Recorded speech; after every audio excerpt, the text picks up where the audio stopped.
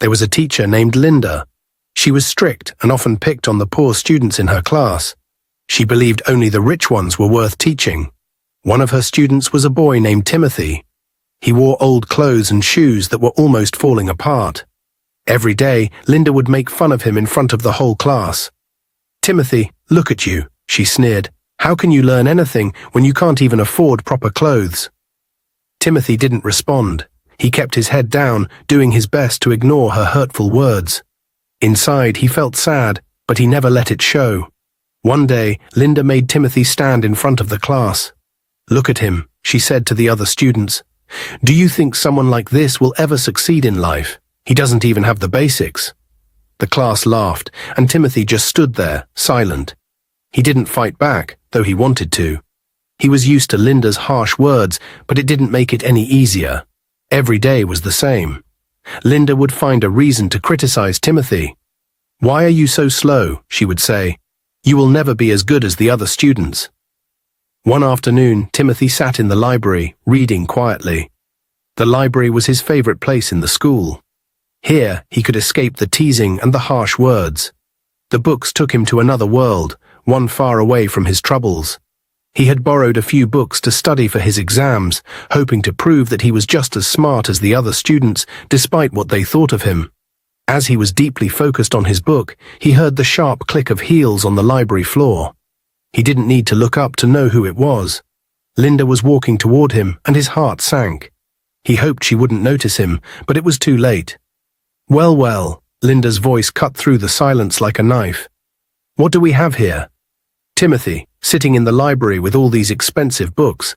How did you manage to get the money to rent them?" Timothy looked up slowly. He hadn't expected her to find him in the library, and now she was standing over him, her arms crossed and a smirk on her face. "These books aren't free, you know. They're quite expensive for someone like you." "Where did you get the money, Timothy?" Linda's voice was filled with mockery. Timothy swallowed hard, his throat dry. "I borrowed them from the library," he answered softly. Linda laughed. "Borrowed? Do you even know how much it costs to rent these books? Poor boys like you shouldn't be wasting money on such things. I'm surprised they even let you in here." Timothy's eyes stung, but he blinked back the tears. He refused to cry in front of her. She always found a way to make him feel small, but this time it hurt more. The library was the one place where he felt safe, and now, even here, Linda was trying to tear him down. "You know," Linda continued, "I don't understand why they gave you a scholarship to this school. It's wasted on you. There are students here who actually deserve it, who could do something with it. But you'll never make it, Timothy, no matter how many books you read." The words hit Timothy like a punch to the stomach. His scholarship was his only chance to stay at the school. Without it, he knew he would be forced to leave, and his dream of getting an education would be over. He had worked so hard for that scholarship, but now Linda was making him feel like he didn't deserve it. "Why don't you just admit it?" Linda said, leaning closer to him. "You don't belong here. You're taking up space that should be for someone who has a real future. You're nothing but a charity case." Timothy gripped the edges of his book, trying to steady himself. He wanted to tell her she was wrong, that he did belong, that he could succeed, but the words wouldn't come out. Instead, he felt the weight of her words pressing down on him, making him doubt everything. "Look at you," she added, shaking her head in disgust, "sitting here, pretending you're something you're not. Just do yourself a favor and give up." With that, Linda turned and walked away, leaving Timothy alone in the library, her cruel words echoing in his mind. The room, once his escape, now felt cold and empty. Timothy sat there for a long time, staring at the pages of the book he could no longer focus on. All his life, people had looked down on him because he didn't have much money. But Linda's words cut deeper than anything he had ever heard before. He felt like he was losing the fight, like maybe she was right, maybe he didn't belong. The next day in class, Linda stood at the front, holding a piece of chalk. She wrote a difficult math problem on the board and turned to face the class. Her eyes scanned the room, and she ignored Timothy as usual. She called on other students one by one, asking them to solve the problem.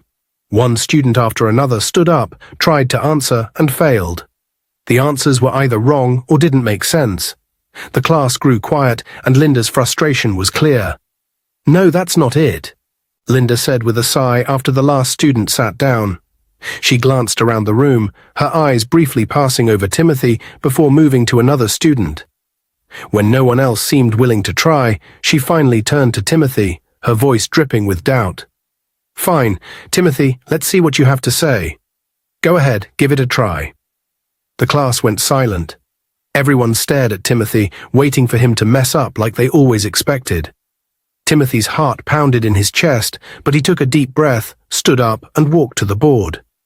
He picked up the chalk with shaking hands and began to solve the problem step by step. As he wrote, the class watched in disbelief. Linda's eyes widened as she followed his work. Timothy's handwriting was neat, his calculations were correct, and when he finished, the answer on the board was right. Timothy turned around to face the class. For the first time, there was no laughter, no teasing. The room was still. Linda stared at the board for a moment, her lips pressed tightly together. She didn't want to admit it, but there was no denying the truth. Timothy had gotten the answer right. She couldn't say anything bad this time. Well, that's correct, Linda finally said, her voice sounding strained. She didn't look at Timothy as she said it. You may sit down. Timothy returned to his seat, his heart still racing, but this time for a different reason. He had proved himself, even if Linda didn't want to admit it. From that day on, things started to change. One girl in the class, named Chloe, began to take notice of Timothy. Chloe was from a wealthy family, and she was used to getting what she wanted. She was also one of the more arrogant students in the class, always confident that she was better than everyone else. At first, she didn't talk to Timothy, but after seeing him solve the difficult problem, she realized he was smarter than she had thought. She wasn't doing well in math and needed help. One afternoon after class, Chloe walked up to Timothy, a sly smile on her face. Hey, Timothy, she said, her voice unusually sweet. You're really good at math, aren't you? Timothy was surprised that Chloe was talking to him. She had never spoken to him before. He nodded slowly. I guess so. Well, Chloe continued, I could use some help with my homework. I'll pay you if you help me. Timothy hesitated. He had never been friends with anyone like Chloe, and he wasn't sure if she really wanted to be his friend or just wanted to use him for her homework. But the thought of earning a little money was tempting. He could use it to buy new books or save for things he needed. Okay, Timothy agreed. I can help you. Chloe smiled, pleased with his answer.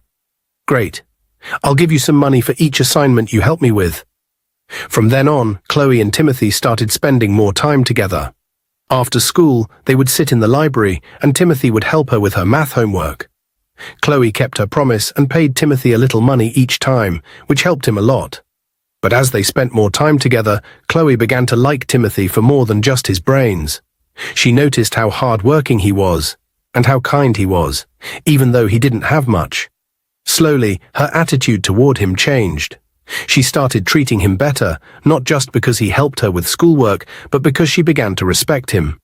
One afternoon, after all the students had left for lunch, Timothy stayed behind in the empty classroom, reviewing his notes.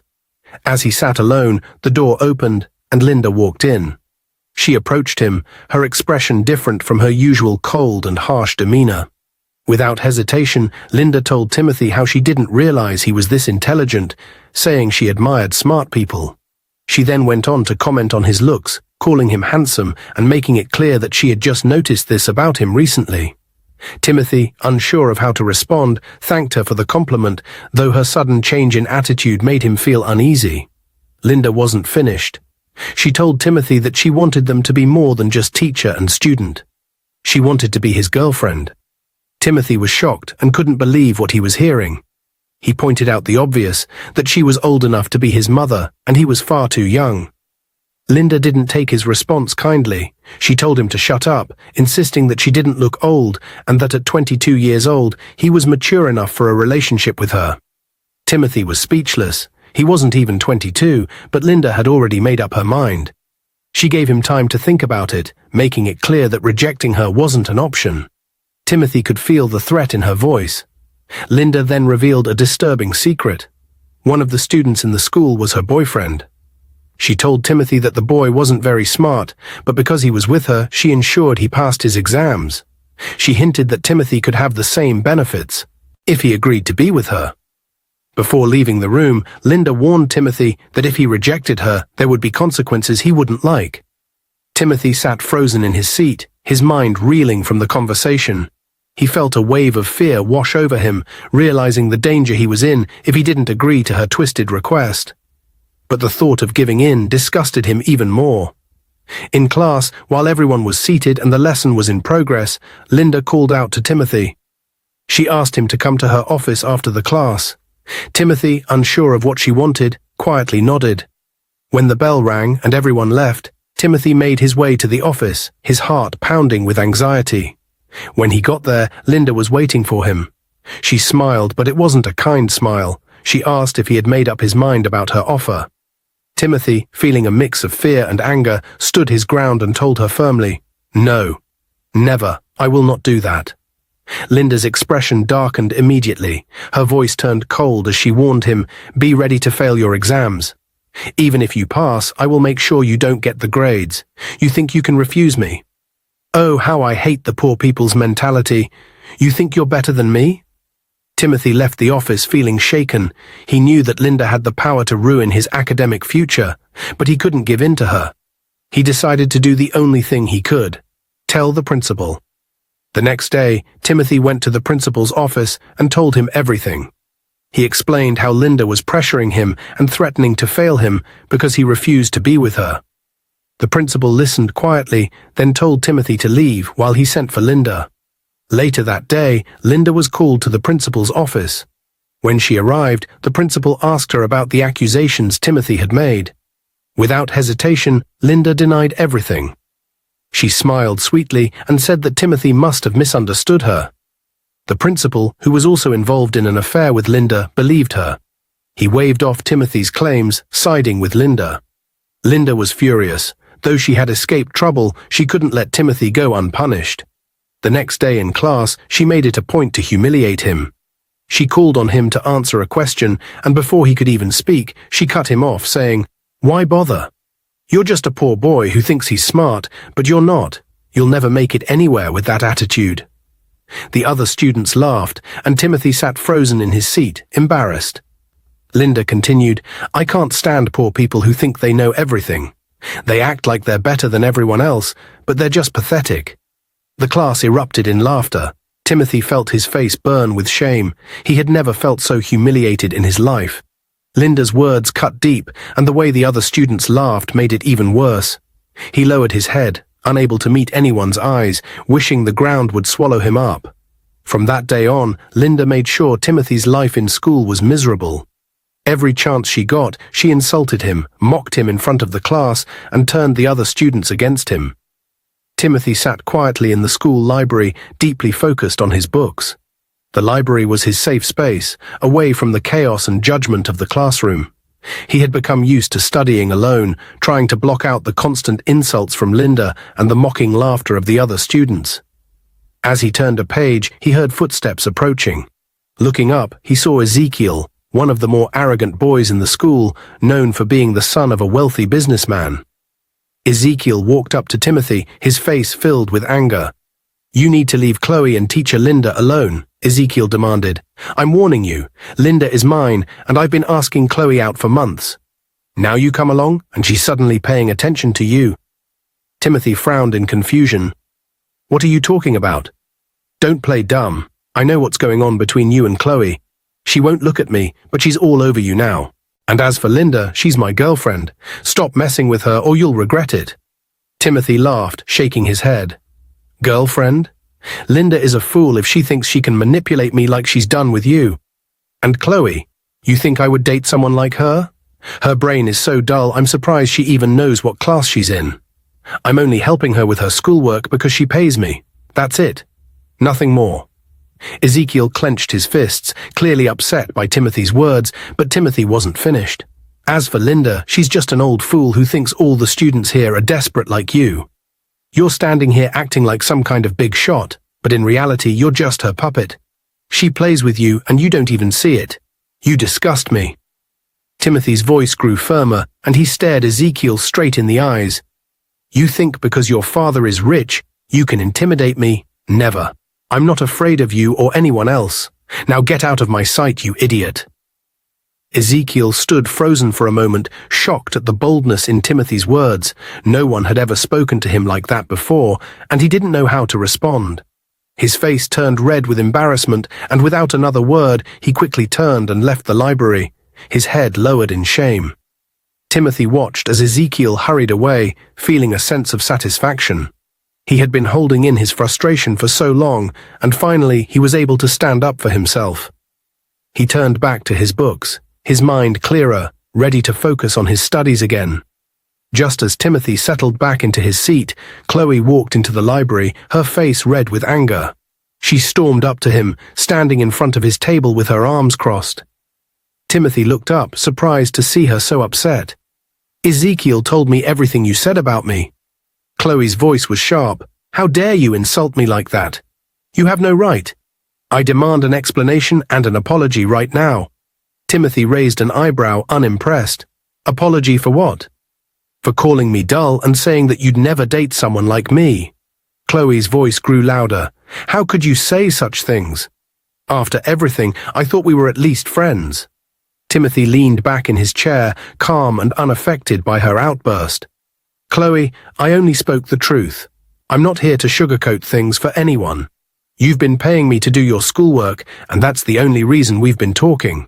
Don't get it twisted." Chloe's face flushed with embarrassment and fury.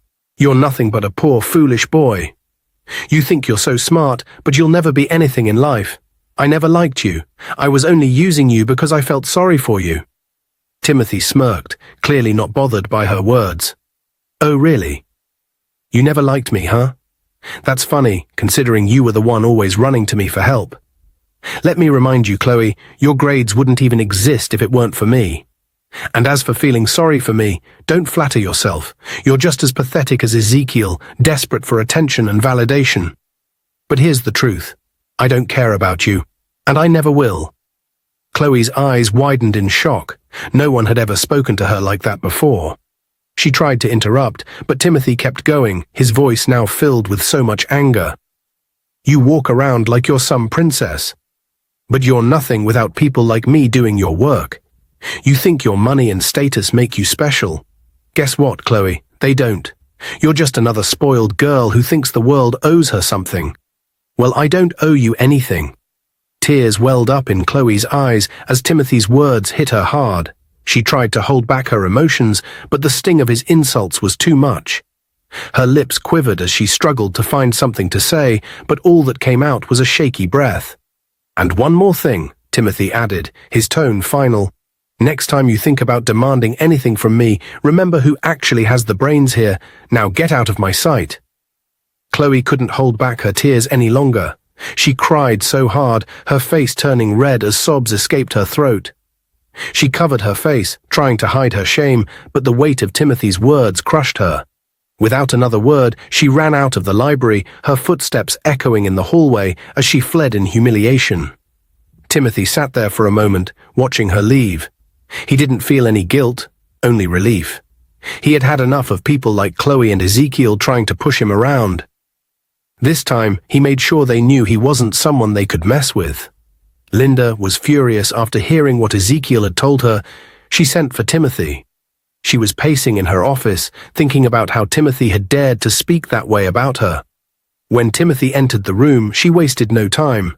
Linda glared at him, her voice dripping with anger. "How dare you, Timothy? Who do you think you are? Ezekiel told me everything, and I will not tolerate your disrespect." Timothy stood there, calm and fearless. He didn't even flinch. Instead, he gave her a look that made her even more furious. "I'm the student who won't bow down to your dirty games. I'm tired of your threats, your bullying. You think you can get away with everything just because you're a teacher? Well, I've had enough. But let me tell you something. Just because you have the principal wrapped around your finger doesn't mean you can do whatever you want." Linda sneered, her lips curling in disgust. "The principal is more than just wrapped around my finger, Timothy. He's my boyfriend. And he's also a close friend of the some bad guys. Do you know what that means? It means I can have you disappear from this school with just one word. You think you're smart? Just wait and see." But Timothy wasn't scared. "You think I care about your threats? The principal is as useless as you are, and I'm done playing your games.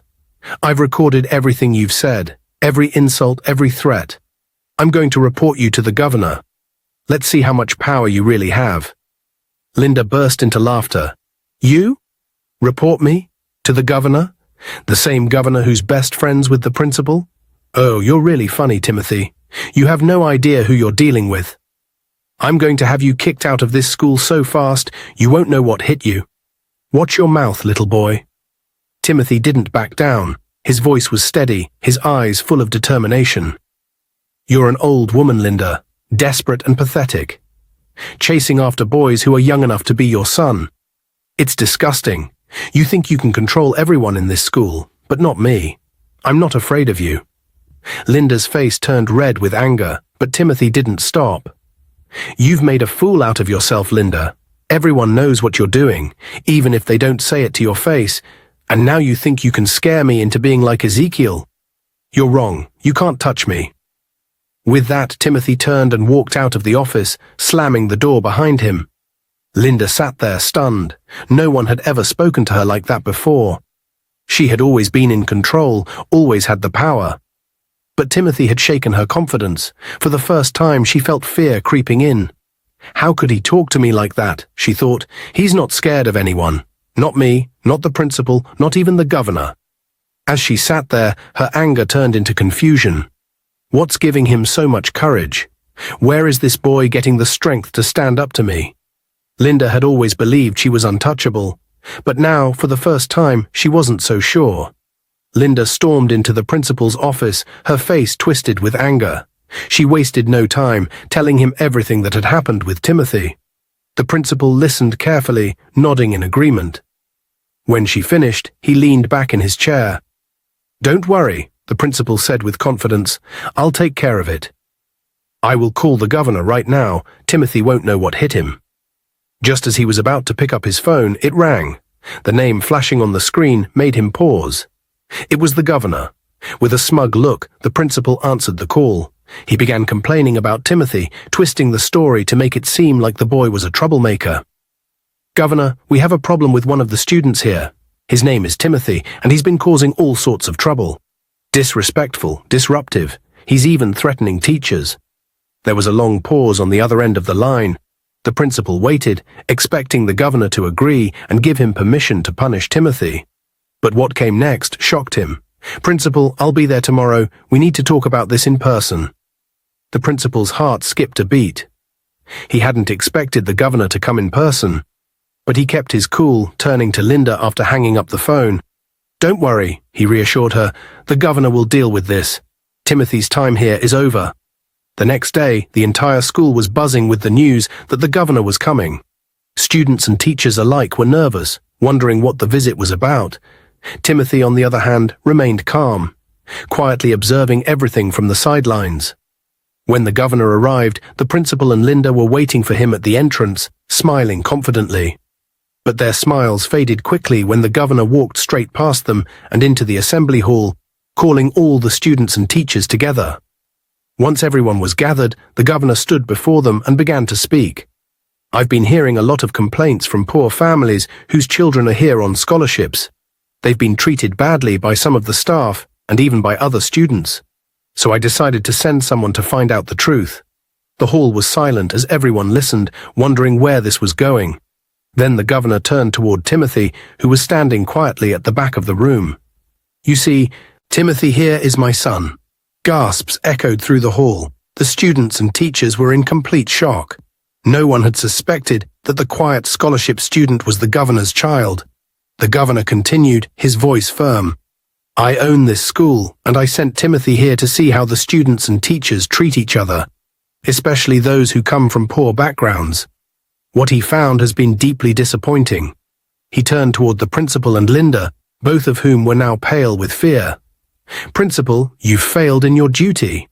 You've allowed bullying, mistreatment, and unfair treatment of students to go unchecked. And worse, you've been a part of it. Because of that, you're fired, effective immediately." The principal's jaw dropped. He tried to speak, but no words came out. The reality of what was happening hit him like a ton of bricks. Then the governor turned to Linda, who was trembling. "And as for you, Linda, you've abused your position as a teacher. You've bullied students, harassed them, and failed in your duties. You're also fired. I won't allow someone like you to teach here any longer." Linda's face turned red with humiliation, and she didn't dare to say a word. She knew there was no escaping her fate. Finally, the governor's eyes landed on Ezekiel. "Ezekiel, you've been involved in bullying and disrespecting other students. You've also lied and caused unnecessary trouble. For that, you're expelled from this school. There's no room for students who can't show respect." Ezekiel's face drained of all color. He couldn't believe what he was hearing. Expelled? He thought his father's wealth would protect him, but now it was clear that nothing could save him. Then the governor looked at Chloe, who was standing nervously at the side. "Chloe, you've been given a second chance. Use it wisely. Change your ways, or you'll end up like the others." Chloe nodded quickly, tears in her eyes. She knew she had been spared, and she wasn't going to waste the opportunity. The governor finished his speech, looking around the hall. "Let this be a lesson to everyone. This school is for all students, no matter where they come from. We will not tolerate bullying, disrespect, or unfair treatment here. From now on, things will change." With that, the governor walked out of the hall, leaving behind a stunned and silent crowd. Timothy stood tall, watching as the people who had tried to bring him down were finally dealt with. He felt a sense of justice, knowing that the truth had come out and that things would be better from now on. Dear viewers, what lessons did you take away from this dramatic tale? We'd love to hear your thoughts in the comments below. If you enjoyed the story, give us a thumbs up, share it with friends, and hit that subscribe button. Don't forget to turn on notifications so you never miss out on our latest updates. Thanks for watching and stay blessed.